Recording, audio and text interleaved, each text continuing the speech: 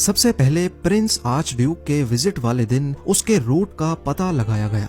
मालूम पड़ा कि वो सिटी हॉल में एक नए म्यूजियम की इनॉग्रेशन करने वाले हैं। ब्लैक हैंड के मेंबर्स ने प्लान बनाया कि उनके 3 लोग डिफरेंट लोकेशंस पर लोगों के हजूम में खड़े होंगे।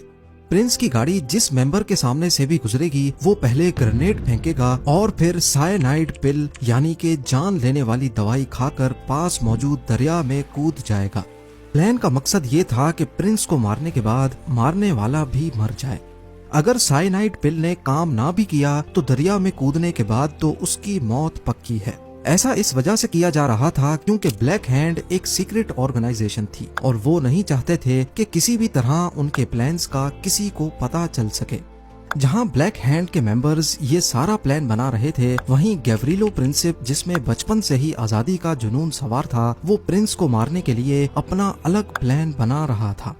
28 जून 1914 ये वो दिन था जब इस प्लान को एग्जीक्यूट करना था। लेकिन प्लान बनाना हमेशा आसान होता है और उस पर अमल करना बहुत मुश्किल। ब्लैक हैंड्स की जानिब से भेजे गए लोगों को ऐसे काम का पहले कोई तजर्बा नहीं था। जब प्रिंस और उसकी वाइफ का काफिला अवाम के सामने से गुजरा तो पहले नंबर वाला आदमी डर के मारे ग्रेनेड फेंक ही ना सका। जब गाड़ी दूसरे नंबर वाले आदमी के सामने से गुजरी तो वो भी कांपने लगा और जितनी देर वो सोच रहा था इतनी देर में गाड़ी गुजर गई। अब सारी जिम्मेदारी तीसरे आदमी पर थी। उसके सामने से जब प्रिंस की गाड़ी गुजरी तो उसने जल्दी से बॉम्ब फेंक दिया, लेकिन उसका निशाना ठीक नहीं था। ग्रेनेड प्रिंस की गाड़ी के बजाय पिछली गाड़ी से भी कुछ दूर जा गिरा, जिससे क्राउड में मौजूद 20 लोग जख्मी हुए, जबकि प्रिंस समेत किसी की भी जान नहीं गई। ये काम करते ही उसने जल्दी से अपनी साइनाइड पिल खा ली, जो कि पुरानी होने की वजह से नाकारा हो चुकी थी। उस कैप्सूल ने उसकी जान तो नहीं ली, बल्कि सिर्फ उसे हल्की सी उल्टी हुई। ये सब करने के बाद उसने प्लान के मुताबिक दरिया में छलांग लगा ली। लेकिन शायद आज उसकी किस्मत खराब थी। उस दिन दरिया का पानी सिर्फ 1 फुट से थोड़ा ज्यादा था, क्योंकि इस मौसम में दरिया सूख चुका था। पुलिस ने मौके पर पहुंचकर उसे अरेस्ट कर लिया और इस तरह प्रिंस के कत्ल की साजिश नाकाम हो गई। लेकिन कहानी में ट्विस्ट अभी बाकी है। गैवरिलो प्रिंसिप अभी भी अपने खुफिया मिशन पर मौजूद था। बॉम्ब फटने के बाद फौरन प्रिंस और उसकी वाइफ को सिक्योरिटी में ले जाकर सिक्योर जगह पहुंचा दिया गया। प्रिंस आर्च ड्यूक गुस्से में बोस्निया के मेयर से शिकायत करते हैं कि हम आपके शहर विजिट करने आए थे, लेकिन आपने तो हमारा इस्तकबाल बॉम्ब से किया है। प्रिंस को जब बताया जाता है कि बॉम्ब फटने की वजह से 20 लोग जख्मी हैं, तो प्रिंस फौरी तौर पर अपना शेड्यूल चेंज करके म्यूजियम के बजाय हॉस्पिटल जाने का फैसला करते हैं, ताकि जख्मियों की खैर खबर मालूम की जा सके। लेकिन शेड्यूल और रूट चेंज होने की इतला उनकी गाड़ी के ड्राइवर को नहीं दी जाती। प्रिंस दोबारा आकर अपनी गाड़ी में अपनी वाइफ के साथ बैठ जाते हैं और हॉस्पिटल की तरफ रवाना हो जाते हैं। दूसरी जानिब गैवरिलो प्रिंसिप म्यूजियम जाने वाले रोड पर खड़ा प्रिंस पर हमला करने का वेट कर रहा होता है। इतने में प्रिंस की गाड़ी म्यूजियम जाने के लिए टर्न करती है। ड्राइवर, जिसको मालूम नहीं था कि प्रिंस को हॉस्पिटल जाना है, वो गाड़ी को म्यूजियम की तरफ मोड़ता है, उसी मोड़ पर जहां गैवरिलो प्रिंसिप खड़ा है। फौरी तौर पर स्टाफ ड्राइवर को शेड्यूल के बारे में बताता है और गाड़ी को टर्न करके हॉस्पिटल जाने का कहता है। रिवर्स करते हुए गाड़ी की रफ्तार काफी स्लो हो जाती है और गैवरिलो प्रिंसिप के लिए इससे अच्छा मौका नहीं था। वो अपनी पिस्टल निकालता है और गाड़ी पर फायर कर देता है। प्रिंस आर्च ड्यूक और उसकी वाइफ मौके पर ही मारे जाते हैं।